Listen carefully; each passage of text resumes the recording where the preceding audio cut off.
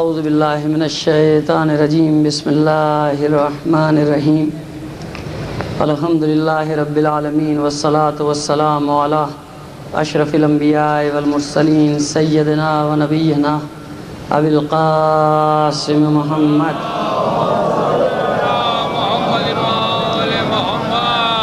وآلہ الطیبین الطاہرین المعصومین ولعنۃ اللہ علی اعدائہم مجمعین من الآن الى قیام یوم الدین اما بعد فقد قال اللہ تعالی فی کتابہ المبین وہو اصدق القائلین وقولہ الحق بسم اللہ الرحمن الرحیم من المؤمنین رجال صدقوا ما عاہدوا اللہ علیہ ومنہم من قضى نحبہ ومنہم من ينتظر وما بدلوا تبدیلا صلوات بجے محمد علی محمد۔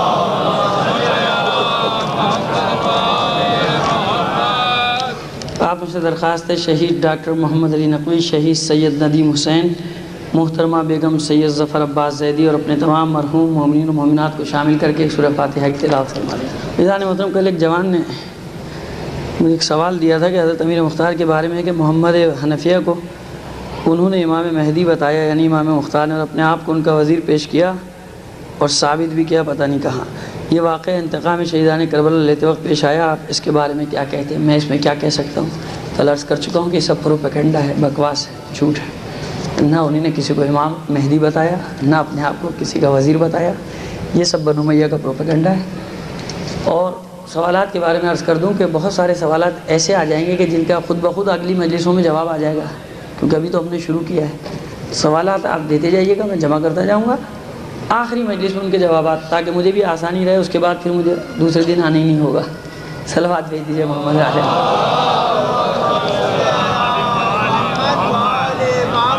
سوالات جمع کرتا جاؤں گا، 20 محرم کی جو آخری مجلس ہے اس میں جواب دوں گا، تاکہ آپ دوسرے دن مجھے پکڑ ہی نہ سکیں گے۔ خوب عزیزان محترم، مومنین میں سے کچھ مرد ایسے ہیں کہ جو خدا سے جو عہد کیا ہے اسے پورا کرتے ہیں، اپنے قول کو پورا کرتے ہیں، اپنے وعدے کو پورا کرتے ہیں۔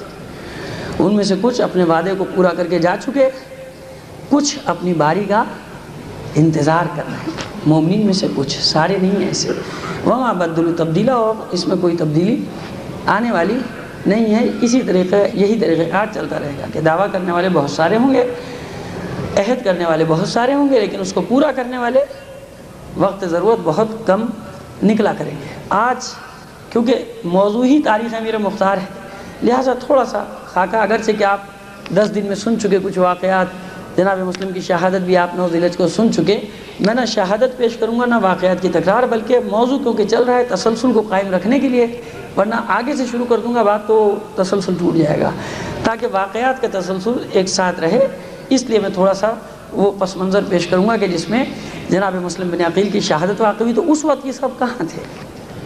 آخر کوفہ ایسا نہیں تھا کہ پورا کوفہ ہی بد عہدوں کا تھا، سب نے بیعت توڑ دی تھی۔ جناب حبیب بن مظاہر وہیں ہیں، جناب عابس بن ابی شبیب شاکری وہاں ہیں، جناب مسلم بن اوسجہ وہاں ہیں، جناب مختار بھی وہاں ہیں۔ تو جب جناب مسلم کی شہادت واقع ہوئی تو یہ سب کہاں تھے؟ حالانکہ کربلا میں دیکھیے جناب عابس بن ابی شبیب شاکری موجود ہیں، شہید ہوئے۔ جناب مسلم بن اوسجہ کربلا پہنچے، شہید ہوئے۔ جناب حبیب بن مظاہر کربلا پہنچے، شہید ہوئے۔ آخر ایک تسلسل ہے نا، یہ ایک دم اچانک تو بیچ میں کردار نہیں آئے کہ حسین نے خط لکھا وہ پہنچ گئے۔ بھائی پہلے بھی تو تھے نا کربلا میں، کیا اس وقت یہ نہیں چاہتے تھے؟ اچانک خط پہنچا تو یہ چاہنے لگے۔ جناب مسلم پہنچے تو آخر ان کا کیا کردار رہا، انہیں کس انداز میں اپنے آپ کو پیش کیا، کیا ہوتا رہا؟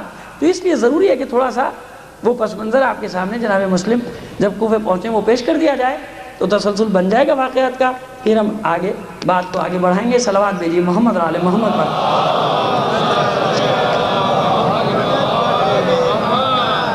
تو عزیزان محترم، جب یہ بیعت کا سوال اٹھا اور جناب سید الشہداء نے مدینہ چھوڑا، مکے پہنچے، مکے میں ابھی ہیں کہ کوفے میں شروع ہو گئے جلسے۔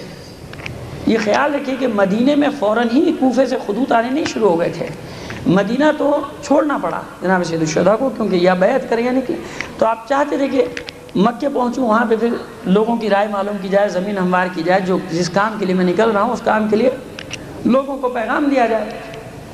مکے کے جب راستے میں یہ دور ہے کہ جب خبر پھیل گئی معاویہ کے مرنے کی اور یزید کے تخت نشین ہونے کی، تو اب کوفے میں جلسے شروع ہوئے کہ بھئی اب ہمیں کیا کرنا ہے. کوفیوں نے اپنا کردار معین کرنا چاہا کہ ہم کس کا ساتھ دیں، کیونکہ دعویٰ یہ تھا یہاں کی اکثریت کو کہ ہم اہل بیت کے چاہنے والے ہیں، ہم مولا کی بیعت میں رہے، امام حسن کا ساتھ دیا، اور اب ہمارا امیر وہی ہونا چاہیے جو وارث حقیقی ہے رسول کا. لہٰذا اس سلسلے کا پہلا جلسہ جناب سلیمان بن سورد خزائی کے گھر میں ہوا، جن کی عمر ہے 90 سال. اس وقت ان کے گھر میں جلسہ ہوا، اور جو چیدہ افراد تھے، بڑے بڑے کوفے کے شیعہ، وہ جمع ہوئے، نامور جو لوگ تھے وہ جمع ہوئے. اور جناب سلیمان بن سورد خزائی نے مسئلے کو سامنے رکھا کہ بھئی دیکھو مسئلہ یہ ہے کہ اب یزید جیسا فاسق اور فاجر مسلط ہو گیا ہے، اور یہاں پر نعمان بن بشیر اس کا والی ہے جو کمزور تھا اس وقت، یہ یہاں پر والی ہے، اب ہمیں کیا کرنا ہے، ہم اس کو اپنا امیر بنائیں یا اپنا راستہ انتخاب کریں.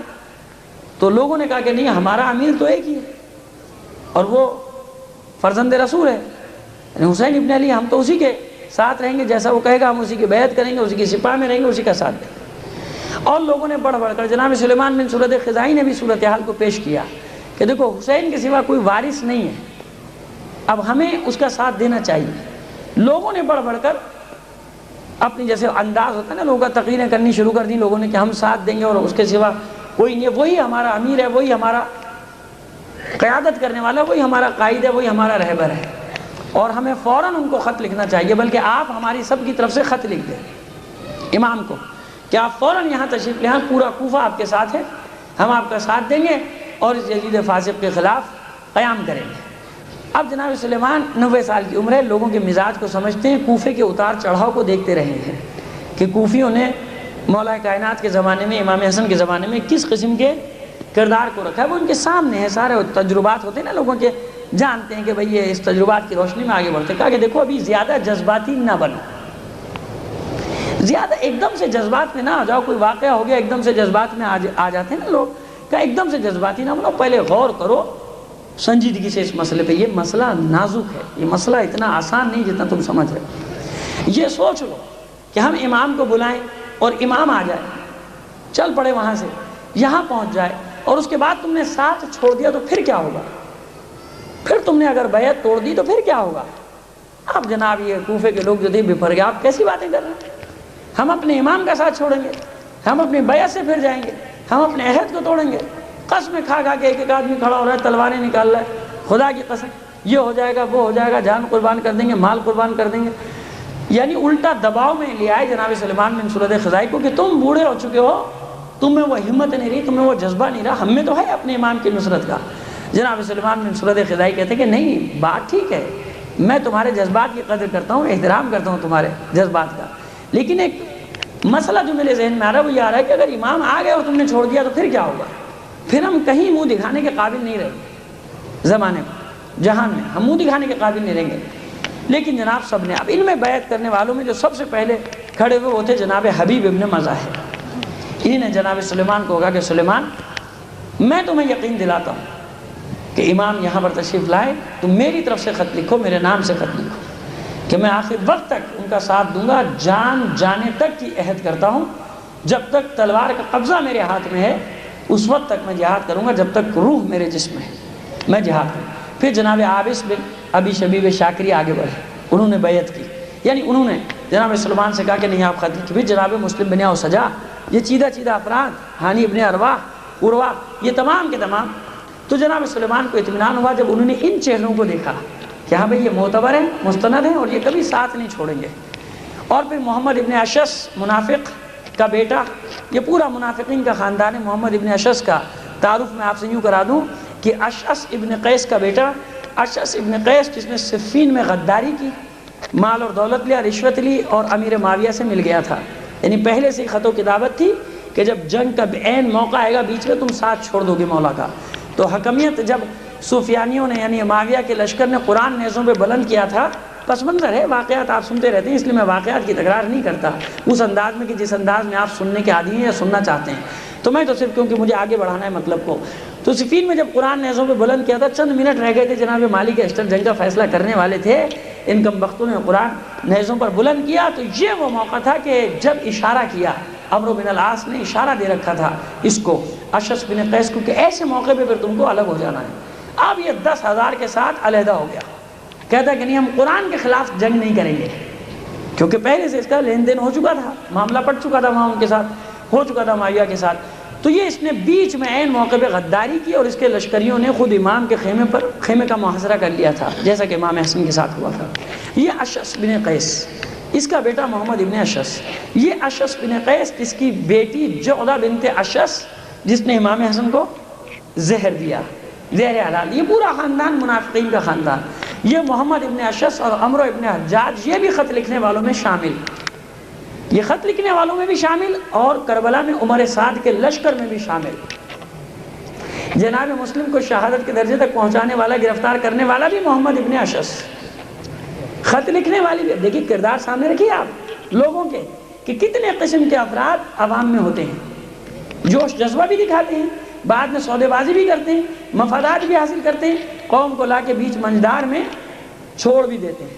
اور بھی قوم کا کوئی والی وارث نہیں ہوتا، وہ بیچاری کبھی ادھر پھر رہی ہوتی ہے، کبھی ادھر پھر رہی ہوتی ہے. کوئی اتنے بڑے مجمع کے باوجود کوئی ان کا پرسان حال نہیں ہوا کرتا. ایسا ہوتا ہے کہ جب کچھ لوگ اپنے ضمیر کا سودا کر لیں تو کچھ لوگوں کو تو فائدہ ہو جاتا ہے، ان کو تو مال دنیا مل جاتا ہے، ان کو مقام مل جاتا ہے، ان کو پروٹوکول مل جاتا ہے، لیکن پوری قوم کا ستیہ ناش ہو جاتا ہے. صلوات بھیجیے محمد و آل محمد. تو اب یہ پہلا جو خط لکھا ہے یہ 150 افراد کے دستخط سے جناب سلیمان بن سرد خزائی نے مکے میں امام کو لکھا، اور اس میں شرعی پہلو بھی رکھ دیا کہ کیونکہ آپ امام برحق ہیں، ہم صرف آپ کے مطیع ہیں، ہم صرف آپ کے فرما بردار ہیں. اگر آپ نے ہماری قیادت نہیں کی تو ہم خدا کی بارگاہ میں شکایت کریں گے. یعنی امام پر حجت تمام کر رہے ہیں، ہم آپ کے ساتھ دینے کے لیے ہے. جب ساتھ دینے کے لیے لوگ موجود ہیں تو امام پر پھر قیام ہو گیا نا، امام کو تو آنا ہے میدان میں. اور پھر خط بھیجا، اور پھر 150 افراد خود کوفے سے گئے مکے یقین دلانے کے لیے امام کو. اور اس میں اچھے لوگ بھی ہیں، مومن بھی ہیں، لیکن سب کو تو نہیں پتا. وہ تو جب جھگڑا ہوتا ہے تو پتہ چلتا ہے کتنے اصلی تھے کتنے نقلی تھے. پہلے تھوڑی پتہ چلتا، کسی کے چہرے پہ تھوڑی لکھا کہ نعرہ لگا کہ آگے بھاگے گا کہ پیچھے بھاگے گا. وہ تو جب جھگڑا ہوتا ہے تو پتہ چلتا ہے کہ آگے بھاگنے والا ہے کہ پیچھے بھاگنے والا ہے، پھر پتہ چلتا ہے. احد سے پہلے سارے مومن تھے، احد میں پتہ چلا کتنے پہاڑ پر چڑھ کے جان بچاتے رہے، بھاگتے رہے، پھرتے رہے، جگہ ڈھونڈتے رہے، مدینے کا راستہ نہیں نظر آتا تھا. اور پھر کچھ کا پتہ چلا کہ میدان میں ٹکنے والے کتنے تھے. ایسا بعض اور مقامات پر بھی دیکھا گیا کہ راستہ ہی نہیں ملتا تھا کہ کس راستے سے کس گلی سے گھر پہنچے، راستے ہی نہیں نظر آتا لوگوں کو، کیونکہ اتنا جو بیچارے پریشان ہو جاتے ہیں. جھگڑے سے پہلے نہیں معلوم ہوتا، جھگڑے میں پتہ چل جاتا ہے. وہ بس میرا دل چاہ رہا ہے کہ اس موقع پہ شہید مصطفیٰ چمران کا ایک آپ کے سامنے قول پڑھ دوں. بڑا عارف باللہ مجاہد جس نے لبنان میں بھی جہاد کی بنیاد ڈالی، اور اسی کی بنیاد پر آج آپ دیکھیں کیسا استعمار کو ناکوں چنے چبا دیا چند مجاہدین نے، چند ہزار چند سو مجاہدین نے.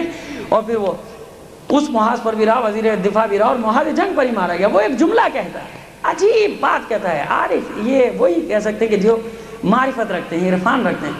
وہ کہتا ہے کہ جب شیپور جنگ بجتا ہے، جب طبل جنگ بجتا ہے نا، جنگ کا نقارہ بجتا ہے، اس کی ایک بڑی خوبی ہے، اس میں ایک بڑی خوبی ہے.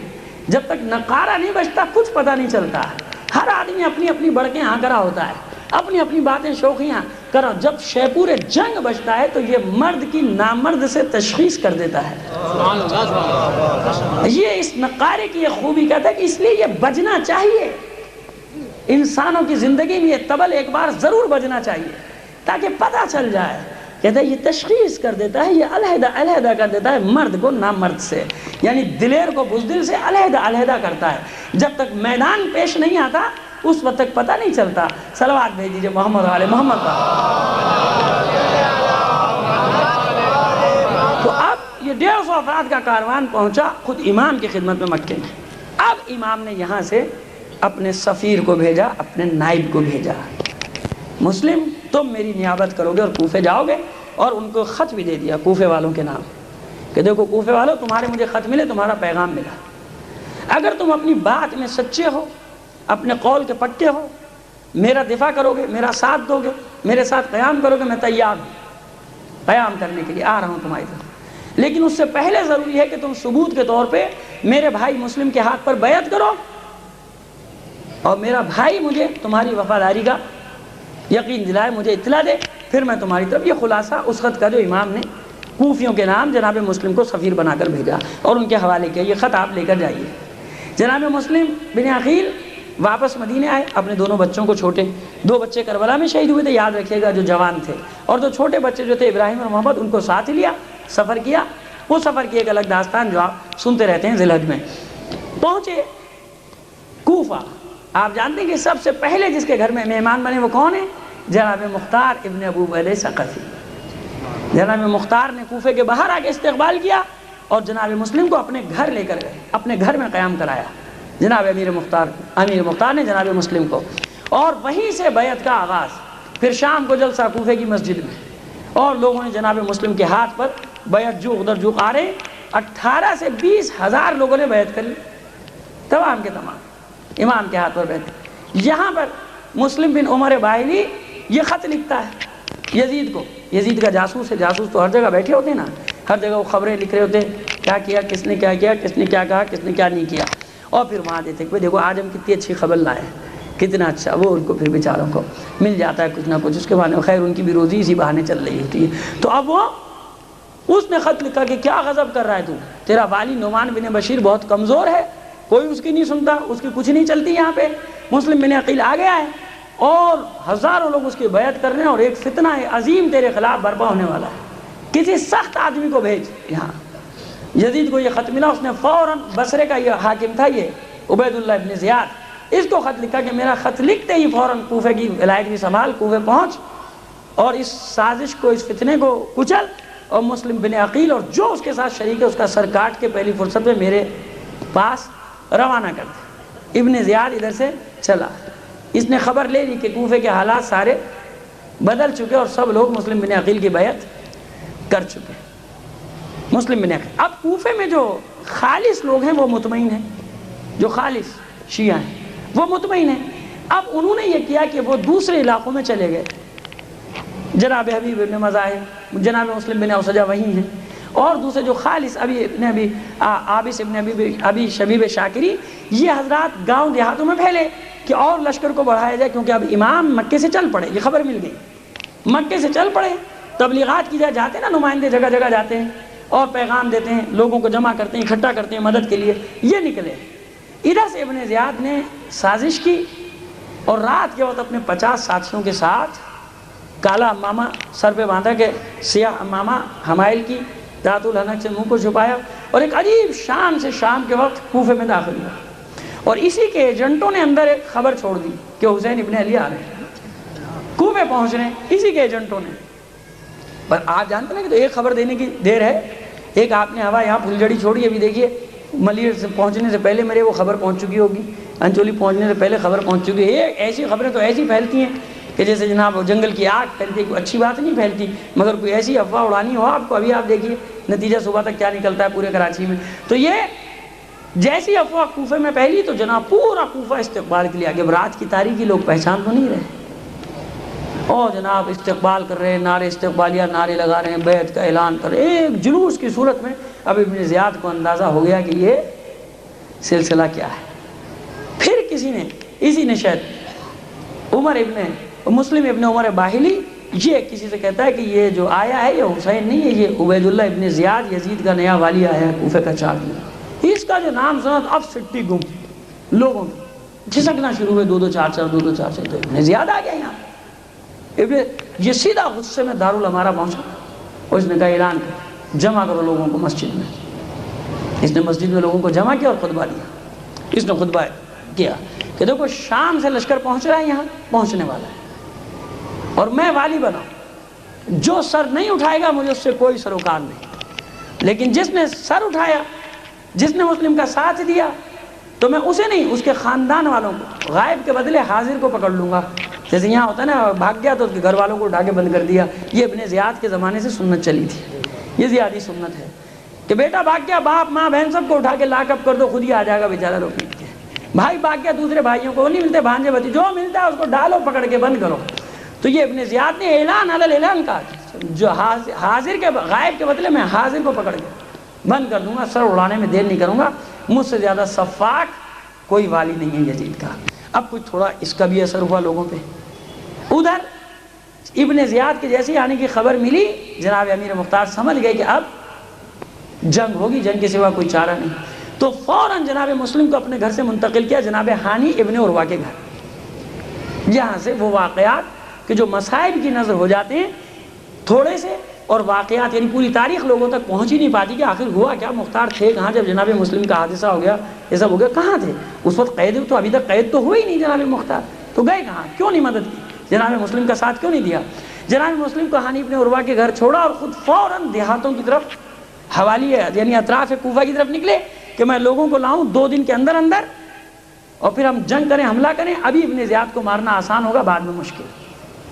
اور ادھر ابن زیاد آپ جانتے ہیں کہ سفاک ترین اور مکار ترین والی کو بھیجا، یزید نے چھانٹ کے بھیجا کوفہ، اس نے وہاں کے بڑے بڑے سرداروں کو پیغام بھیجنا شروع کیا کہ ملنے چاہتا ہوں، کسی کی عیادت کے لیے جا رہا ہے کسی، اور سب کو یہ ڈالا ہوا ہے تاثر کہ بس وہ لشکر ابھی کل یا پرسوں شام سے پہنچنے والا ہے جو ٹیک اوور کرے گا کوفہ کے اوپر، کوفہ پر ٹیک اوور کرے۔ جناب ہانی کے گھر میں چھپے ہوئے ہیں جناب مسلم بن عقیل، ان کا پتہ کیسا چلایا جائے؟ معقل جو اس کا غلام ہے اس کی ڈیوٹی لگائی کہ تو محب حسین بن کے یہ 1000 درہم رکھ اور جاسوسی کر، یہ مسجد میں آیا کہ میں بصرے سے آیا ہوں اور محب اہل بیت ہوں، چاہتا ہوں کہ مسلم کے ہاتھ پہ بیعت کروں، اور یہ نذرانہ بھی اسے تو مسلم بن اوسجہ سے ملا۔ اور یہ مومن آدمی 2 دن تو 1 دن تو ٹالا، پھر یقین ہو گیا کہ نہیں اس طرح سے رو رہا ہے، گڑ گڑا رہا ہے، کہ اچھا کل تجھے میں مسلم کے پاس لے کے چلوں گا۔ معقل کو دوسرے دن لے کے گئے، اس نے بیعت کی، پتہ چل گیا کہ ہانی ابن عروہ کے گھر یہ بیٹھے ہیں۔ شریک آور حمدانی جو مریض ہیں ان کے گھر پیغام بھیجا ابن زیاد نے کہ میں عیادت کے لیے آنا چاہتا ہوں۔ یہ فوراً جناب مسلم کو پیغام بھیجتے ہیں کہ آج ابن زیاد میرے گھر آ رہے، کام تمام کر دیں، اس کا ختم کر دیں، مسئلہ ختم ہو جائے گا۔ لیکن جناب مسلم یہ کام نہ کر سکے، ان کی غیرت، حمیت اور شجاعت نے یہ گوارا نہ کیا کہ چھپ کر کسی پہ وار کیا جائے، جس پہ شریک ناراض بھی ہو گئے اور کہا کہ آپ نے اتنا اچھا موقع ضائع کر دیا۔ کہا کہ نہیں، میری ہاشمی حمیت نے یہ گوارا نہ کیا کہ میں چھپ کر اس پہ وار کرتا۔ بہرحال قدرت کو بھی کچھ اور منظور ہے، ابن زیاد کو بھی اندازہ ہو گیا، لیکن 3 دن بعد یہ خود ہی بیماری کے سبب سے ہی جاں بحق ہو گیا۔ پھر اس نے ہانی کو پیغام بھیجا کہ تو میرا عزیز بھی ہوتا ہے اور اب تک مجھ سے ملنے نہیں آیا، اگرچہ کہ تو بیمار تھا لیکن اب میں نے سنا ہے کہ تو صحت مند ہو گیا۔ جناب ہانی کو لے کر جاتے ہیں ان کے کچھ ملنے ملانے والے، جس میں اسامہ بھی شامل ہے، ضمانت دیتا ہے کہ میں زندگی کی ضمانت دیتا ہوں، تو ابن زیاد کے پاس چلو، پھر تیرا قوم قبیلہ اتنا بڑا ہے، تیرے ساتھ کوئی ظلم نہیں ہوگا، تیرے ساتھ کوئی ظلم نہیں ہوگا۔ تو اب یہ پہنچے، جناب ہانی اپنے گھر سے نکلے، ابن زیاد کے دربار میں پہنچتے ہی اندازہ ہو گیا کہ حالات سنگین ہیں، حالات خراب ہیں۔ ابن زیاد نے سوال کیا کہ اتنے دن ہو گئے مجھے آئے ہوئے، تم نے خبر نہیں دی؟ کہا کہ مریض تھا اس لیے ملنے نہیں آ سکا۔ کہا اب تو صحت مند ہو؟ کہا کہ مسلم کی کیا خبر ہے، مسلم کہاں ہے؟ ہاں نہیں کہتے کہ مجھے نہیں معلوم مسلم کہاں ہے۔ کہا میں نے تو سنا ہے کہ وہ تیرے گھر میں پناہ لیے ہوئے ہیں، تمہارے گھر میں چھپا ہوا ہے۔ ہاں نہیں کہتے کہ تیری خبر غلط ہے، مسلم میرے گھر میں نہیں پوشیدہ۔ فوراً معقل غلام کو سامنے لایا۔ اب معقل کو جو سامنے دیکھا تو اب کوئی چارہ نہیں جناب ہانی کے پاس۔ ہانی ابن عروہ کہتے ہیں کہ اب جب ظاہر ہو ہی گیا راز تو سن لے، کیونکہ وہ میری پناہ میں ہے، لہذا مجھ پر فرض تھا، شرعی فریضہ تھا کہ میں اس کو پناہ دوں، بچاؤں۔ لیکن اب جب تجھے معلوم ہو گیا تو مجھے مہلت دے کہ میں گھر جاؤں اور مسلم کو اپنے گھر سے نکال دوں۔ کہا کہ یہ بے وقوفی تو زیاد سے، ابن زیاد سے، زیاد کے بیٹے سے توقع رکھتا ہے کہ وہ یہ کام کرے گا۔ وہاں بحث مباحثہ ہوا اور زخمی کیا جناب ہانی کو، اور جناب ہانی کو زخمی کر کے زندان میں ڈالنے کا حکم دیا۔ ان کے قوم قبیلے کو خبر ہوئی اور وہ لوگوں نے گھیر لیا دارالعمارہ کو، تو وہ درباری ملا باہر آ گیا، جن کا کام ہوتا ہے کہ نہیں کچھ نہیں ہوا، کچھ نہیں ہوا، آرام سے جانا، کچھ نہیں ہوا۔ وہ قاضی شرح اس کی ذمہ داری لگائی ابن زیاد نے کہ جاؤ، میں بتاریخ ماضی آپ کے لیے پڑھ رہا ہوں، 2 دن سے عرض کر رہا ہوں کہ مستقبل کو اس میں دیکھیے، آپ حال کو اس میں دیکھیے۔ قاضی شرح کو حکم دیا کہ ان لوگوں کو جا کے مطمئن کر۔ اب یہ درباری ملا قاضی القضات، یہ مفتی پہنچا دارالعمارہ کی چھت پہ، دروازے پر اطمینان دلاتا ہے لوگوں کو کہ نہیں کچھ نہیں ہوا، غلط خبر ملی ہے، ہانی محفوظ ہے اور مذاکرات کر رہے ہیں، ہمارا مہمان ہے، یہ اندر جو بیٹھا ہے ہانی مہمان ہے۔ وہ مطمئن ہو کے چلے گئے کہ اتنا بڑا عالم دین جب یہ بات کر رہا ہے تو صحیح کہہ رہا ہوگا، یہ صحیح کہہ رہا ہوگا، جب اتنا بڑا عالم، اسے کیا پتا کہ یہ بک چکا ہے، حاکم ہے وقت کے ہاتھوں، یہ اس کے مفاد کے لیے کام کرے گا، قوم اور مذہب کے مفاد کے لیے تھوڑی کرے گا۔ وہ جب مشکل میں پھنسیں گے تو اسے بلائیں گے، قوم کی مشکل سے اس کو کیا سروکار ہے۔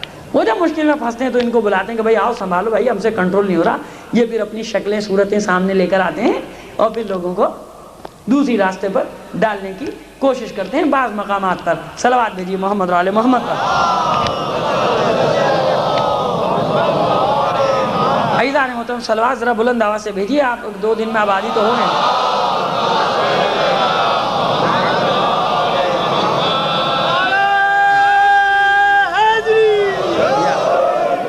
جناب مسلم کو یہ خبر ملی، انہیں جانتے تھے، بصیرت رکھتے تھے، امام نے نائب بنا کر بھیجا تھا، جانتے تھے کہ اگر یہ موقع ہاتھ سے نکل گیا بس پھر حالات تبدیل ہو جائیں گے۔ ابھی کچھ یہ چند ہزار لوگ میری بیعت میں فوراً خروج کا حکم دیا کہ دارالامارہ کو گھیر لو، حملہ کرو، ہانی کو چھڑاؤ اور ابن زیاد کا خاتمہ کرو۔ 10,000 لوگ جناب مسلم کے ساتھ آئے، 10,000 کا لشکر، اور ابن زیاد کے ساتھ کتنے؟ 50۔ تاریخ کا ستم دیکھیے آپ، فکر کا ستم دیکھیے۔ ابن زیاد کے ساتھ ابھی ہیں 50 حامی، اور جناب مسلم کے پاس ہے 10,000 کا لشکر۔ اس 10,000 کے لشکر نے گھراؤ کر لیا دارالامارہ کا، حملہ کرنے کا حکم دیا، جنگ بھی شروع ہو گئی، کچھ سپاہی مارے بھی گئے ابن زیاد کے۔ اب یہ ہوا کہ اس نے اپنے آپ کو محصور کر لیا دارالامارہ میں۔ ابن زیاد نے گھبرا گیا جب اس کو خبر ملی کہ 10,000 کے ساتھ مسلم نے گھراؤ کر لیا محاصرہ۔ ایک ہی نعرہ ہے کہ ہانی کو ہمارے حوالے کرو، ہانی کو ہمارے حوالے کرو۔ اب ابن زیاد نے اپنے گرگوں کو چھوڑا اس 10,000 کے بیچ میں۔ انہی نے کیا کیا؟ جہاں جہاں کمزور حصہ دیکھتے تھے، فکری طور پہ کمزور، عقیدتی طور پہ کمزور، یہ وہ محاذ ہوتا ہے کہ جہاں سب سے پہلے حملہ کارگر ہوتا ہے۔ اگر کوئی عقیدتی طور پہ کمزور ہے، فکری طور پہ کمزور ہے، اس جگہ پر حملہ کیا جائے گا، بیٹھ جائے گی دیوار، وہاں سے گر جائے گی دیوار۔ لہٰذا اس شگاف کو تلاش کرو، شگاف ڈالو، اس شگاف کو بڑا کرو۔ وہ لوگ داخل ہوئے اور انہوں نے لوگوں کو سمجھانا شروع کیا، کیا غضب کرتے ہو تم، کس جھگڑے میں پڑ گئے؟ بابا دیکھو شام سے لشکر آ رہا ہے اتنا بڑا، تم پر چڑھائی کر دے گا، تم جاؤ گھر، انتظار کرو، دیکھو کیا ہوتا ہے، جو جیتے گا اس کے ساتھ ہو جانا، اور پھر انتظار کرو امام حسین یہاں پہنچ جائیں، ہم بھی تمہارے ساتھ ہیں۔ ارے جب امام پہنچ جائے گا تو ہم بھی تمہارا ساتھ دیں گے۔ رہبر پہنچ جائے، قائد پہنچ جائے، امام آ جائے، وہ بھی لشکر لا رہا ہے، یہ بھی لشکر لا رہے ہیں، ابھی جلد بازی مت کرو، جلد بازی سے کام نہ لو، حالات کو دیکھو۔ اگر امام کے لشکر سے پہلے شام کا لشکر پہنچ گیا تو امام تم پر ناراض ہو جائیں گے۔ یعنی اس قسم کے مسائل جو میں آپ کو یعنی اپنے بچوں کو، جوانوں کو سمجھانے کی کوشش کر رہا ہوں کہ یہ سارے عناصر جو تھے عوامل یہ داخل ہوئے مومنین کے لشکر میں۔ اور اب کیا ہوا جناب؟ ہاں کچھ لوگوں کا بات تو صحیح ہے، اب چیبی گوئیاں شروع ہو گئی نا، جب ایک پھلجڑی چھوڑ دی کسی نے، اب اختلاف تو شروع ہو گیا نا گفتگو میں، کوئی کچھ کہہ رہا ہے، کوئی کچھ کہہ رہا ہے، کوئی کچھ کہہ رہا ہے۔ اب 20 30 الگ الگ ہونا شروع ہوئے، 20 30۔ ارے ہاں بھائی دیکھو شام تک کیا ہوتا ہے، کل تک انتظار کرو، امام بھی پہنچ جائے، وہ بھی پہنچ جائے، پھر ہم تو ہیں ہی ساتھ۔ یہ جب ایک کو دیکھا ایک گروہ گیا تو دوسرے قبیلے والے نے کہا بھائی تم جاؤ، تم کیوں خواہ ہمیں، دیکھو یہ بنی تیم والے چلے گئے، تم تائی والے رہ جاؤ گے، بنی تائی کیا ہوگا تمہارا حشر؟ ہاں بھائی ہمیں بھی جانا چاہیے، ہم کیوں دشمنی لیں؟ لہٰذا اب یہ تھوڑے تھوڑے کر کے جناب مسلم سب کو کہہ رہے ہیں کیا کر رہے ہو، لیکن لوگ آہستہ آہستہ چھٹنا شروع ہوئے، یہاں تک کہ بس چند لوگ جناب مسلم کے ساتھ رہ گئے، کوئی بھی تنہا مسلم۔ نماز پڑھی تو نماز کے بعد تو گھر کے دروازے بھی بند ہو گئے کہ ایسا نہ ہو، کیونکہ اب مسلم کی تلاش، ابن زیاد کامیاب ہو گیا سازش میں، سازش کی، ایسی سازش کی کہ ایک وقت تو وہ محاصرے میں تھا، اور جب اس نے انتقام لیا تو پوری قوم کو محاصرے میں کر دیا۔ عزیزو اگر بالکل مستقبل ماضی قریب میں نظر ڈالو گے تو تمہیں نظر آ جائے گا، دیکھ لو تھوڑی سی کئی جھلک نظر آتی ہے ایسی کہ ایک وقت میں وہ ظالم اور صفاق محاصرے میں تھا، پھر اس نے دیکھا کہ نہیں یہ ایسے نہیں باز آئیں گے، ان کی صفوں میں درار ڈال دو، جب ان کی صفوں میں درار ڈال دی جائے گی تو ان کی طاقت ختم، یہ خود بکھر جائیں گے، پھر یہ ہمارے محتاج ہو جائیں گے، ابھی ہم ان کے محتاج ہیں، ابھی یہ جو کہتے ہیں مان لو، بعد میں پھر ہم ان کو نپٹ لیں گے، جب ان میں دراریں ڈال دیں گے تو پھر ہم جو چاہیں گے وہ سلوک اس قوم کے ساتھ کریں گے۔ صلوات بھیجیے محمد و آل محمد پر۔ پانی آج تو بس مختصر کر رہا ہوں، میں چاہتا تھا کہ یہ بہت تفصیلی واقعات جو میں نے بہت مختصر کر کے آپ کے سامنے پیش کر دیے، ایک بار اور صلوات بھیج دیں۔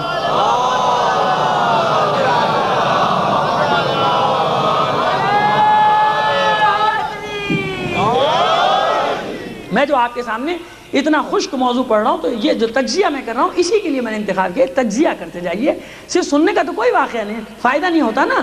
آپ نے سن لیا, مصائب کے حصے کو رو لیے, ثواب مل گیا. وہ میں روز کہتا ہوں کہ ثواب ہے, ملتا رہے گا آپ کو, لیکن عزیزو اس کے آگے بھی کوئی منزل ہے کہ نہیں ہے؟ اس کے آگے بھی کچھ سمجھنا ہے نہیں سمجھنا, آگے جانا ہے نہیں جانا, اپنی اس کشتی جو ابھی منجھار میں پھنسی ہے اس کو نکالنا ہے نہیں نکالنا, مشکل سے نکلنا ہے نہیں نکلنا, یا بس جس حالت میں اسی حالت میں رہنا ہے. تو یہ یقین رکھو کہ اس حالت میں نہیں رہو گے بلکہ اس سے پست حالت میں ہوتے چلے جاؤ گے. یاد رکھنا, اگر آگے بڑھنے کی کوشش نہیں کی تو اور پیچھے ہوتے چلے جاؤ گے, گرتے چلے جاؤ گے, رسوائی مقدر بنتی چلی جائے گی ہمارا. تو اب جناب مسلم اب پناہ ڈھونڈ رہے, پناہ نہیں ملتی. پناہ ملی ایک گھر میں, اسی کا بیٹا مخبر, مومنہ طوعہ جو ہے وہ مومنہ, اور پسر طوعہ مخبر. اور وہاں ابن زیاد کے یہ ہو رہا ہے کہ ڈھونڈو کہاں ہے مسلم, اب اس کو ڈھونڈو جس نے یہ کام کیا تھا کہ اس کا پتہ صاف کیا جائے. یہ بہت بولتا تھا, اس نے ہمارے خلاف بڑی سازش کی. اب یہ اس کو ایسا کر دیا اس بیچارے کو کہ اب کوئی اس کا ساتھ دینے والا بھی نہ رہا, یہ اکیلا رہ گیا. یہ جو خدا کے دین کا پرچار کر رہا ہے, یہ جو امام کی نصرت کرنے کے لیے نکلا ہے, جو امام کا نائب ہے, آپ دیکھیں جب مکاریاں سامنے آئیں تو وہ تنے تنہا, کوئی اس کا ساتھ نہیں دے رہا, سب ڈر کے گھروں میں. اب مخبری ہوئی, یہی محمد ابن اشعث جس کا میں نے تعارف کرا دیا شروع میں, خط لکھنے والا ہے, اسی کی سربراہی میں 300 جیالوں کو بھیجا جا رہا ہے کہ جاؤ اور مسلم کو پکڑ کے لاؤ. طوعہ کے گھر سے خوشی خوشی جا رہا ہے. محمد ابن اشعث کے انعام ملے گا مجھے, انعام و اکرام مسلم کی گرفتاری پر ہے. محاصرہ ہوا اور جناب مسلم کو جیسی خبر ملی, یعنی اطلاعی گھوڑوں کی ٹاپوں کی آوازیں, بس کھانا تناول فرماتے, چھوڑ دیا کھانا, اپنی زرہ اپنے ہتھیار. مومنہ کہتی ہے کہ میں آپ کے نکلنے کا کوئی بندوبست کروں, کہا کہ نہیں اب ہٹ جا. اور اس کے بعد مسکراتے ہیں, کہتے ہیں کہ اے نفس, اپنے آپ کو خطاب کر کے کہتے ہیں اے نفس اب موت کے لیے تیار ہو جا. کہا مومنہ اب تو دروازہ کھول دے. دروازہ کھلا اور یہ علی کا شعر ٹوٹ پڑا ان کے اوپر جا کے, اس طرح سے ٹوٹ پڑا کہ ان کو بھاگتے بری. پھر پیغام بھیجا لاؤ. جنگ کو بھی مختصر کیے دیتا ہوں, چلیے آپ سنتے رہتے ہیں. خلاصہ یہ ہوا کہ زخموں سے چور, یہ عقیل کا بیٹا علی کا لال, زخموں سے چور سازش کے ذریعے سے گرفتار کر لیا گیا. گرفتار کرنے کے بعد سر قلم کر دیا گیا اور لاش کو بازاروں میں کھینچا گیا اور سر یزید کے پاس بھیجا گیا اور لاش کو الٹا حکم دیا کہ الٹا لٹکا دو. اور یہی سلوک جناب ہانی ابن عروہ کے ساتھ کر دیا گیا. اب عزیزو میں نے عرض کیا کہ 2-4 جو شیعہ تھے وہ کوفے سے باہر, جو یعنی مخلص, جن کے نام جو کربلا میں جنہوں نے اپنے آپ کو پہنچایا بعد میں, مسلم بن اوسجا. کیوں کہ یہ اپنے آپ کو معاف نہ کر سکے, کیونکہ انہیں یہ یقین نہ تھا کہ ہم باہر نکلیں گے اور کوفی اس طرح سے بے وفائی کریں گے, اس طرح چھوڑ دیں گے. اب جناب مختار کی سنیں, جناب مختار کو یہ خبر ملی کہ کوفے کے حالات بدل رہے ہیں, جلدی پہنچو مسلم کی نصرت کے لیے. اور جناب امیر مختار تیزی سے کوفے کی طرف روانہ ہوئے اور دعا کرتے جاتے ہیں, پروردگار مجھے کسی طرح کوفے تک اس حالت میں پہنچ جاؤں کہ مسلم مجھے صحیح و سالم مل جائے. راستے میں خبر ملی کہ جناب مسلم نے خروج کا اعلان کر دیا اور دارالامارہ کا محاصرہ ہے, اور تیز چلنا شروع کیا. اپنے ساتھ سے کہا جلدی پہنچو, مسلم نے خروج کا اعلان کر دیا, ہمیں پہنچنا ہے. اور آگے بڑے خبر ملی کہ کوفہ پلٹ چکا ہے اور مسلم کی تلاش جاری ہے, مسلم چھپا ہوا ہے کہیں, اپنے آپ کو چھپایا ہوا ہے. اب جو سنا تو زار و قطار ہونے لگے اور لوگوں سے کہتے ہیں کہ دیکھو یہ کوفیوں نے کیا کر دیا, میں تو حفاظت میں چھوڑ کر آیا تھا ہانی کی. معلوم ہے کہ ہانی کو بھی گرفتار کر لیا گیا. جب کوفے کے بالکل نزدیک پہنچے تو اب ایک بنی اسد کے فرد نے خبر دی, جو اشعار پڑھ رہا تھا موت کے. جناب مختار کہتے ہیں تو یہ اشعار کیوں پڑھ رہا ہے؟ کہا کہ آج ایک نفس محترم کو, آج ایک باتقوا شخص کو, آج ایک دلیر کو, خاندان نبوت کے ایک فرد کو بے دردی سے قتل کر دیا گیا, اس کا سر جدا کر دیا گیا, اس کی لاش کو کوفے کے بازاروں میں پھیلایا گیا اور اب الٹا اس کو دارالامارہ کے باب کوفہ پر اس لاش کو لٹکا دیا گیا. یہ سنا تو کہتا ہے کہ سمجھ تو گئے مختار, رو کر کہتے ہیں کہ بس اس کا نام بتا دے مجھے. کہا کہ عقیل کا بیٹا مسلم, حسین کا نائب مسلم, جس کے ساتھ یہ سلوک کر دیا گیا. بس جناب مختار نے سر و سینہ پیٹنا شروع کیا. جو لوگ مدد کے لیے آئے تھے کہا کہ تمہارا شکریہ, لیکن اب ہم جس کی نصرت کے لیے جانا چاہتے تھے وہاں کچھ نہیں, مسلم شہید کر دیا گیا, اب تم سب جاؤ. اور مایوسی کے عالم میں جب کوفے میں داخل ہوئے تو عمر ابن حارث سیاہ جھنڈا نصب ہے, خیمے بلند ہیں, اور نقاروں پہ چوٹ کر پڑ رہی ہے، اور اعلان کیا جا رہا ہے کہ جو اس جھنڈے تلے آ جائے گا اس کو پناہ مل جائے گی۔ یہاں سے جناب امیر مختار کا کردار شروع ہوتا ہے وہ تاریخ کہ جناب امیر مختار کچھ دیر رکے کہ کوفہ کے اندر جاؤں یا نہ جاؤں، پھر کچھ سوچا، کہا کہ مصلحت یہی ہے کہ میں اس کی پناہ میں آ جاؤں، پناہ میں چلا جاؤں، مجھے کچھ مہلت مل جائے، میں شیعوں کو جمع کروں، چاہنے والوں کو جمع کروں، اور پھر کچھ سبیل نکالوں۔ فوراً اس کا اعلان سنا اور جا کے اس کے جھنڈے کے نیچے کھڑے ہو گئے۔ عمر ابن حارث دیکھ کے خوش ہوا، کہا مختار تو نے بڑا اچھا کام کیا، امیر تیری طرف سے بڑا بزدل ہے، اب مجھے موقع مل گیا کہ میں تجھے بچا لوں گا، میں کہہ دوں گا کہ تو سب سے پہلے جھنڈے تلے آنے والا ہے۔ اور یہی ہوا کہ عمر ابن حارث جب پہنچا دربار ابن زیاد میں، باتوں باتوں میں کہتا ہے کہ تو اتنا بزدل تھا امیر مختار سے، ارے جو سب سے پہلے تیرے جھنڈے تلے آئے وہ امیر مختار تھا، اب تو اس کی طرف سے بدگمان نہ ہو۔ کہا کہ اچھا سب سے پہلے امیر مختار آیا میرے جھنڈے تلے؟ کہا کہ ہاں وہی آیا۔ تو کہا اس کو بلاؤ۔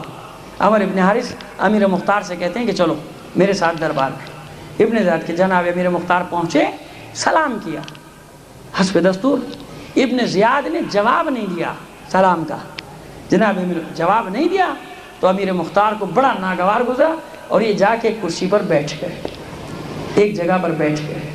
ابن زیاد غصے میں دیکھتا ہے اور کہتا ہے کہ ابھی میں نے تجھے بیٹھنے کی اجازت نہیں دی کہ تو بیٹھ گئے، اور مختار تو اپنے آپ کو جتنا چاہے چھپا لے، میں جانتا ہوں کہ سب سے پہلے مسلم کو تو نے اپنے گھر میں پناہ دی تھی۔ جناب مختار خاموش، جناب مختار خاموش ہیں، کچھ بولتے نہیں، ابھی چپ بیٹھے ہوئے ہیں بالکل، اور اس طرح کی گفتگو شروع کی۔ پھر یہ عمر ابن حارث سے سفارش کرتا ہے کہ ابن زیاد اب تو اپنی بدگمانی دور کر، یہ سب سے پہلے تیرے جھنڈے تلے آیا ہے مختار، اور جناب مختار کچھ بولتے نہیں۔ اتنے میں ایک واقعہ اور ہو گیا، جب یہ کوفے میں آ رہے تھے تو کوفے سے پہلے ایک لشکر سے مٹ بھیڑ ہو گئی، جس کو وہ نہ پہچانتے تھے وہ ان کو نہیں پہچانتا تھا۔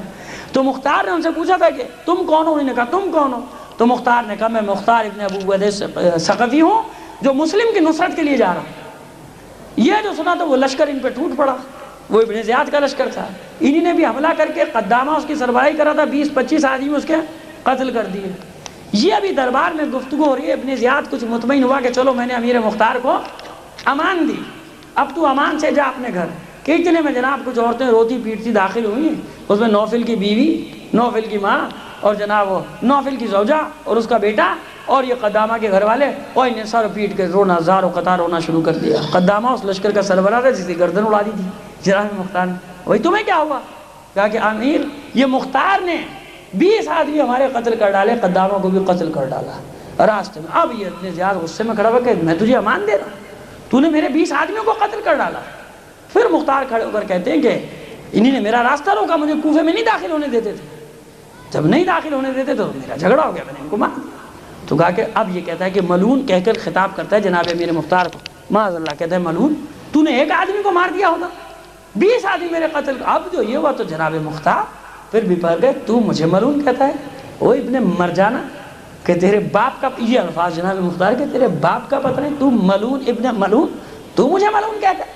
اور حملہ کیا اس میں، ایک سپاہی کی تلوار نکالی اور یہ بھاگا اندر، ابن زیاد دوڑتا ہوا جناب مختار نے، اور جناب سب اس پر ٹوٹ پڑے، زخمی کیا جناب مختار کو اور زندان میں ڈال دیا۔ یہ واقعہ کربلا سے پہلے زندانی کا واقعہ کہ یہ شیر زنجیروں میں جکڑ کے ابن زیاد کے زندان میں ڈال دیا گیا، اور زندان میں ایک سے یہ کہتے ہیں۔ اور اب آپ دیکھیے کوفے کا حال، 2 طبقے عزیزو، کوفے میں 2 قسم کے لوگ، اسی زندان میں جس میں جناب امیر مختار کو ڈالا گیا 4,500 شیعہ قید میں ڈال دیے گئے۔ اب سمجھ میں آ گیا کہ کیوں نصرت کرنے والے اتنے نہ پہنچ سکے۔ ایک وہ طبقہ تھا جس نے دغا کی، بے وفائی کی، اور جس نے بیعت سے ہاتھ نہیں اٹھایا، چن چن کر ابن زیاد نے ان خاندانوں کو زندان میں ڈال دیا۔ یہ 4,500 وہ تھے کہ جنہوں نے امام سے اپنی بیعت کو نہیں توڑا۔ ایسا نہیں ہے کہ سارے کوفی ہی، نہیں، کوفے کے ایسے شیعہ تھے کہ جنہوں نے بیعت نہیں توڑی، جن میں میثم تمار بھی اسی زندان میں تھے۔ اب یہ حسرت کیا کرتے تھے، رو رہے تھے زندان میں بیٹھے ہوئے جناب امیر مختار۔ تو ایک شیعہ پہنچا زندان میں، کہتا ہے مختار تجھے تو ہم بڑا دلیر سمجھتے تھے، بڑا بہادر سمجھتے تھے، تو قید خانے میں رو رہا ہے عورتوں کی طرح سے؟ تو امیر مختار کہتے ہیں کہ میں اس لیے نہیں رو رہا کہ مجھے قید کر دیا گیا، ہائے میں نے کتنا چاہا، مصلحت سے کام لیا کہ میں بچ جاؤں تاکہ اپنے امام کی نصرت کر سکوں، جو میں نے بیعت کی اس کو پورا کر دکھاؤں۔ اب میری ایک ہی تمنا ہے کہ کسی طرح میں رہا ہو جاؤں، اور اپنے آپ کو سید امام حسین کی خدمت میں پہنچا دوں. میں نے بیعت کی ہے. کہیں امام یہ نہ سمجھے کہ سارے کوفیوں کی طرح مختار نے بھی بیعت کو توڑا. تو روتا رہتا تھا مختار زندان میں, یہ دعا کرتا رہتا تھا کہ پروردگار مجھے کسی طرح امام کی خدمت میں پہنچا دے, میں یہ رہا ہو جاؤں, امام کی نصرت کے لیے پہنچ جاؤں. تو عزیزو یہ تھا واقعہ کربلا میں مختار کی عدم موجودگی کا سبب. اور کچھ لوگ جو باہر تھے کوفے سے, حبیب ابن مظاہر, مسلم بن اوسجا, عابس ابن ابی شبیب شاکری اور زہیر بن قین, وہ دوسرے طریقے سے جتنے بھی تھے, ان تمام نے جس طرح ہو سکا اپنے آپ کو کربلا پہنچایا, جس طرح سے ہو سکا, کیونکہ یہ بیعت میں سچے تھے, قول میں سچے تھے. یہی قرآن کہتا ہے من المؤمنین رجال, مومنین میں چند ہی لوگ تو ہیں, کچھ مرد ہیں, مرد. من المؤمنین رجال صدقوا ما عاہد اللہ, سچا کر دکھاتے ہیں خدا سے جو عہد کیا ہے. وہ خدا سے عہد کیا ہے؟ ارے رسول سے عہد, خدا سے عہد, امام سے عہد, خدا سے عہد. تو عزیزو کوفیوں نے جو عہد کیا تھا, جو بیعت کی تھی, امام کی بیعت کی, امام سے عہد کیا, یعنی خدا سے عہد کیا. تو سچے کر دکھانے والے کم ہوتے ہیں جو خدا سے کیے ہوئے عہد کو پورا کرتے ہیں. صلوات بھیج دیجیے محمد علی محمد. عزیز آج کا ذرا کچھ زیادہ خشک ہو گیا, لیکن میں نے عرض کیا کہ خشکی طری سے مجھے کام نہیں, میں ایک تسلسل سے سلسلے سے لے کر چلنا چاہتا ہوں. اب کسی دن اس میں آپ کو کچھ اپنے مطلب کی چیز بھی مل جائے گی, کسی دن نہیں ملے گی, لیکن میں جان بوجھ کے نہیں چاہتا کہ اس میں کچھ مرچی مسالے جو اصطلاحیں استعمال ہوتی ہیں ان کو ڈالا جائے, زبردستی گھسیڑا جائے. اس سے پھر وہ جو آپ کی توجہ اور جس خلوص سے آپ تشریف لا رہے ہیں, سن رہے ہیں, پھر اس میں میری نظر میں یہ ہوگا کہ وہ مزہ نہیں آئے گا, وہ کمی آ جائے گی. لہٰذا کسی کوئی مجلس ایسے چلے گی, کوئی مجلس ایسے, لیکن میں تسلسل کو سلسلے وار لے کر یعنی قائم رکھنا چاہتا ہوں کہ سلسلہ ایک جاری رہے. اور یہ جو بچے اتنے شوق سے سن رہے ہیں, مجھے ان کو دیکھ کے اور خوشی ہو رہی کہ ان کو ذہن میں تاریخ بیٹھتی رہے, کیونکہ کربلا کو ہم نے محدود کر دیا کہاں تک؟ مصائب تک. یہ ہماری سب سے بڑی بدنصیبی اور بدقسمتی.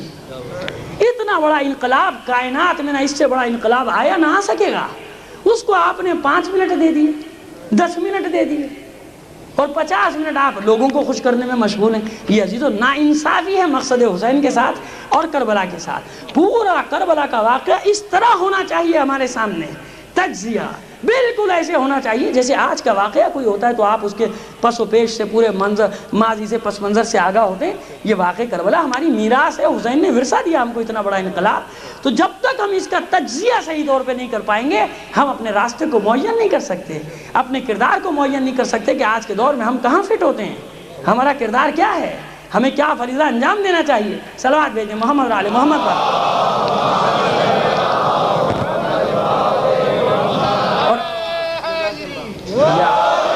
عزیزان محترم, ابھی کچھ ایک دو مجلس کے بعد جناب ابراہیم بن مالک اشتر کے بارے میں بھی آ جائے گا کہ وہ کہاں موجود تھے. آخر وہ بھی تو جناب مالک اشتر کے بیٹے تھے, جبکہ ان کی بہن یعنی جناب مالک اشتر کی بیٹی فرحہ, ایک جملہ بس کہہ کے منزل تک پہنچنا چاہتا ہوں, اگرچہ کہ یہ بات کی منزل تھی, یہ جملہ کہنا چاہ رہا ہوں, لیکن آپ کی خدمت میں عرض کرنا چاہتا ہوں خواتین کا کردار. کہ جب دمشق سے قیدیوں کا قافلہ گزر رہا تھا بازار سے, اور عورتیں, یہ شامی عورتیں تماشا دیکھ رہی تھیں, تو کچھ گھر اس وقت شام میں بھی ایسے تھے کہ جن میں چولہا نہیں جلا تھا اور جہاں ماتم کی صفیں بچھی ہوئی تھی. ان میں ایک گھر تھا جناب مالک اشتر کی بیٹی فرحہ کا. اور جب قریب سے نزدیک سے گزرے ہیں قیدی, تو اس نے جھروکے سے امام کو آواز دی تھی, بیمار کربلا کے فرزند رسول اس کنیز کا سلام قبول کر. اور امام نے چونک کر دیکھا تھا مڑ کے کہ یہ کون ہے. کہا کہ اے خدا کی کنیز, تو کون ہے جس نے اس عالم غربت میں ہم پر سلام کہا؟ تو یہ فرحہ کہتی ہے کہ فرزند رسول, میں مالک اشتر کی بیٹی فرحہ ہوں, اور آپ سے وعدہ کرتی ہوں کہ آپ کے اوپر جو ظلم ہوئے ان کا انتقام لوں گی. کیوں عزیزو, ذرا تصور تو کرو, واقع کربلا ہو چکا, اب یہ گھر میں بیٹھ کے روتی رہے, ختم, روئے گی, جنت مل جائے گی, لیکن جانتی ہے کہ ذمہ داری اس سے بڑھ کر ہے, اس سے آگے ہے ذمہ داری. یہ عورت ہو کر, لڑکی ہو کر کہتی ہے فرزند رسول آپ سے وعدہ کر رہی ہوں کہ آپ کے خون کا انتقام لوں گی. ایک عورت, لیکن اس کا یقین کہ مرد ہو یا عورت, ہر ایک پہ امام کی نصرت فرض ہے. شیرخوار ہو, امام کی نصرت فرض ہے. تو عزیزو, میں صرف آپ کو جھلک دکھانا چاہتا تھا کہ جب ابراہیم بن مالک اشتر کی بیٹی کا یہ عالم ہے نصرت کا, تو خود ابراہیم بن مالک اشتر کو کیسا ہونا چاہیے. انشاءاللہ کل یا پرسوں کی مجلس میں آپ کے سامنے لے آؤں گا کہ جناب ابراہیم بن مالک اشتر اس وقت کہاں تھے, کس حال میں تھے, اور انہوں نے کتنی حجت تمام کی ہے اس بات پر کہ جب تک امام کی تائید تجھے نہیں مل جائے گی مختار، میں تیرے ساتھ قیام نہیں کروں گا۔ اتنا پابند ہے امام کی اطاعت کا ابراہیم بن مالک اشتر کہ جب یہ مجھے یقین ہو جائے گا کہ امام کی تائید تجھے حاصل ہے، میں تیرا ساتھ دوں گا، اور ساتھ دیا۔ اور میں عرض کر چکا ہوں کہ مختار کے لیے ابراہیم بن مالک اشتر ایسا تھا جیسے علی کے لیے خود مالک اشتر، جیسے رسول کے لیے علی۔ اور ایک منظر مجھے اور یاد ہے کہ جب یہ ابن زیاد کے قتل کے لیے بھیجا ہے موصل کی طرف لشکر کو جناب ابراہیم بن مالک اشتر کی سربراہی میں، تو جناب امیر مختار پا پیادہ کتنی ہی دور پیدل چلتے گئے اس کے ساتھ۔ آخر میں ابراہیم اپنے گھوڑے سے اتر گئے، کہتے ہیں کہ اے امیر آپ اس طرح کیوں میرے ساتھ پیدل چلے آ رہے ہیں، آپ جائیے واپس۔ اور دعائیں بھی دے رہے ہیں ابراہیم کو کہ ابراہیم مجھے یقین ہے کہ تو عنقریب ابن زیاد کا سر میرے پاس بھیجے گا۔ تو جب ابراہیم نے یہ کہا کہ واپس آئی تو کہا کہ روتے جاتا ہے امیر مختار، اس پر الزام لگانے والے ان میں بچے نے جو سوال کیا تھا اس سے سن لو کہ تاریخ میں جو مختار کے لفظ، مختار کہتا ہے کہ ابراہیم میں چاہتا ہوں کہ میں اہل بیت کی نصرت میں اتنا آگے جاؤں، اتنا پاپیادہ تیرے ساتھ آگے جاؤں، تیرے ساتھ چلنے میں کہ میرے پیر میرا سر یہ سب گرد آلود ہو جائے، کیونکہ تو اس مشن پہ جا رہا ہے۔ سب سے بڑے دشمن کو کربلا میں کوفے میں جو امیر تھا ابن زیاد اس کو قتل کرنے کے لیے جا رہا ہے، بس میرا دل چاہتا ہے کہ میرا پورا جسم خاک آلود ہو جائے اور تو گواہی دے سکے کہ امیر مختار کس طرح سے مجھے چھوڑنے آیا، الوداع کرنے آیا۔ تو یہ جانثار تھے، یہ اصل شیعہ تھے، سمجھ گئے آپ؟ اسے کہتے ہیں شیعہ۔ یہ ہے تاریخ میں شیعہ کا کردار، یہ ہوتی ہے شیعہ کی صفات۔ اس کو اپنی جان کی، مال کی اس کی پرواہ نہیں ہوتی، اسے یہ پرواہ ہوتی ہے کہ میرا امام مجھ سے خوش ہو، میرا امام مجھ سے راضی ہو جائے، بس باقی دنیا میں کیا ہے، یہ فانی ہے، ختم ہو جائے گی۔ نہیں مرے، کسی نے نہیں مارا پھر بھی مار دیے جائیں گے، لیکن موت تو وہ قبول کرو نا جو عزت کی موت ہو، ذلت کے ساتھ تو نہ مارے جاؤ، بزدلوں کی طرح تو نہ مارے جاؤ۔ جب مرنا ہے، مقدر ہے، تو پھر عزت کی موت خود لے لو، پھر دنیا یاد کرے کہ ہاں یہ حسین کے غلام تھے، یہ حسین کے چاہنے والے تھے۔ صلوات بھیج دیں محمد علی محمد۔ بس ایزان بس میں نے آپ کی زحمتوں کو تمام کر دیا۔ آج 14 محرم، آج کے دن یہ اسیروں کا قافلہ ابن زیاد کے دربار میں داخل ہوا ہے۔ ایک دن روکا گیا تھا نا، 12 کو کربلا سے چلے، ایک دن روکا گیا کہ ابھی اہتمام پورا نہیں ہوا۔ آج 14 محرم ابن زیاد نے حکم دیا کہ اسیروں کو اور سروں کو لایا جائے دربار میں۔ عزاداران حسن کتنا سخت وقت ہے سیدانیوں کے لیے کہ اب اس ملعون کے دربار میں، اس نجس کے دربار میں سیدانیوں کو اس عالم میں جانا ہے کہ سروں پر چادریں نہیں ہیں، ہاتھ بندھے ہوئے ہیں، کسی کی گردن میں رسی ہے، کسی کے ہاتھ میں رسی ہے، کسی کے پیر میں رسی ہے، لباس میلے ہو چکے ہیں، ابھی تک زندان میں نہیں گئے، کربلا سے یہاں تک وہی لباس۔ ایک عجیب کیفیت ہے سیدانیوں کی جو کتب مقاتل میں درج ہے۔ جب داخل ہوئے اندر تو پہلے سر ہائے شہداء، نیزوں پر شہداء کے سر بلند ہیں، صرف ایک سر ایسا ہے کہ جس کو چاندی کے تشت میں رکھ کے ابن زیاد کو پیش کیا گیا، اور یہ ملعون اپنے تخت پر شراب و کباب میں مشغول ہے، اور یہ سر لا کے اس کے قدموں میں رکھ دیا گیا۔ اور سر کس کا ہے؟ فرزند رسول کا، حسین کا سر۔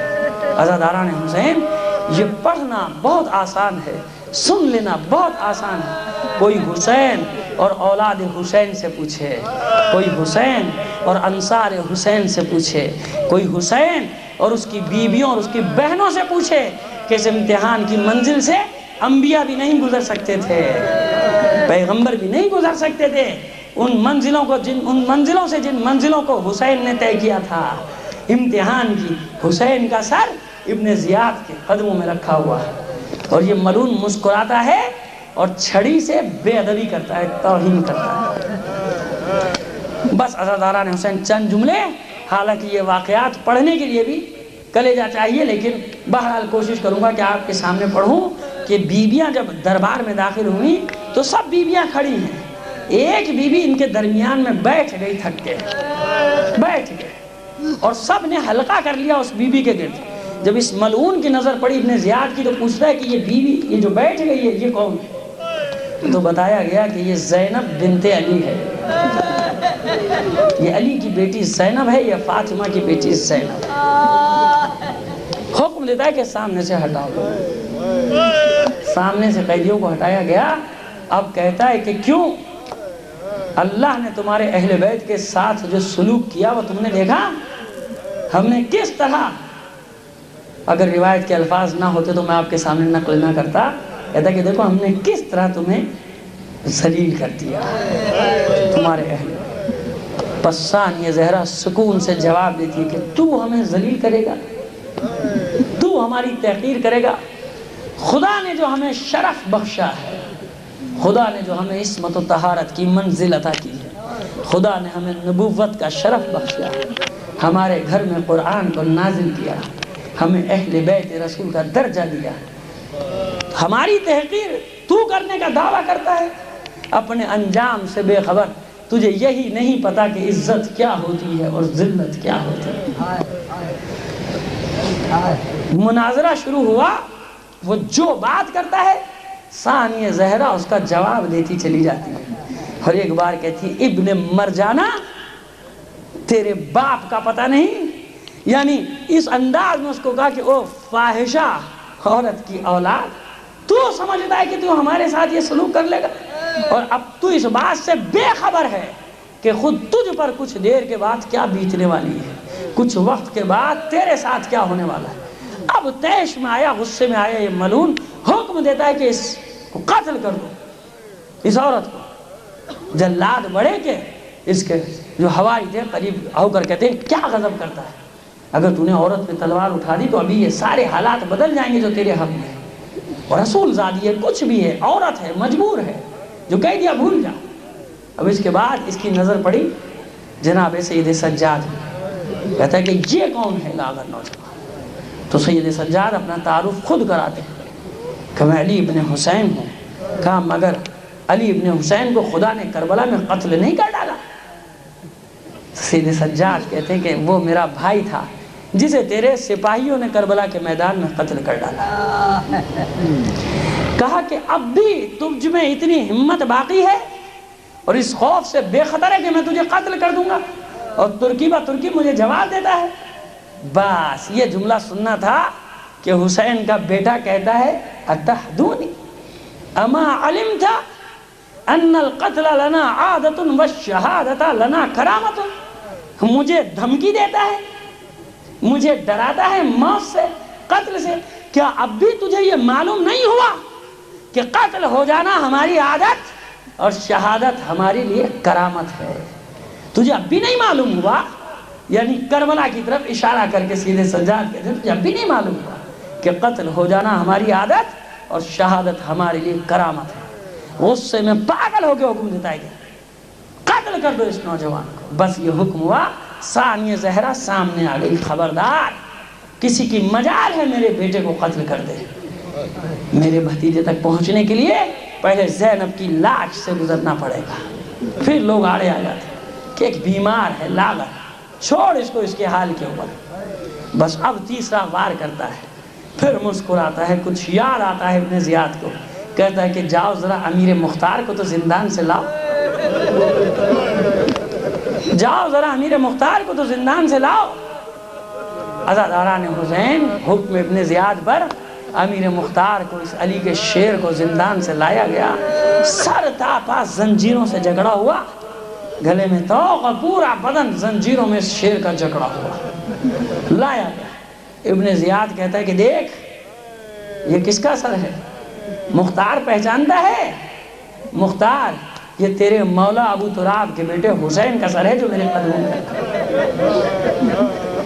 امیر مختار اطمینان سے، سکون سے ایک بات کہتا ہے، کہتا ہے ابن زیاد 1000 بار قتل ہو جانے کی تکلیف سے زیادہ تکلیف مجھے اس وقت اپنے مولا کا سر دیکھنے سے ہوئی۔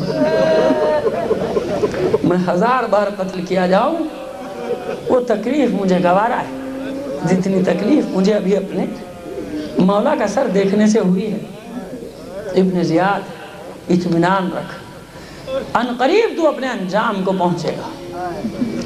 ابھی مختار کی نظر قیدیوں پہ نہیں پڑی، سیدانیوں پہ نہیں پڑی۔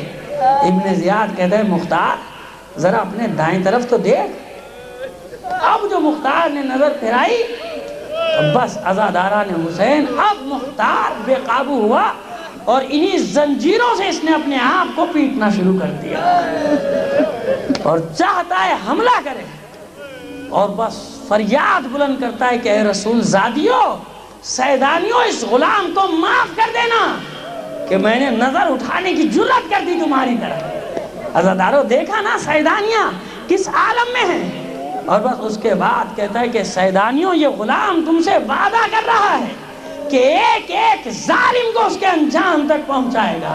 او ابن زیاد ملعون، یہ تو نے مجھے کس منزل پر لا کے کھڑا کر دیا، کاش امیر مختار پیدا ہوتے وقت مر گیا ہوتا، لیکن اس نے یہ منظر دربار میں نہ دیکھا ہوتا۔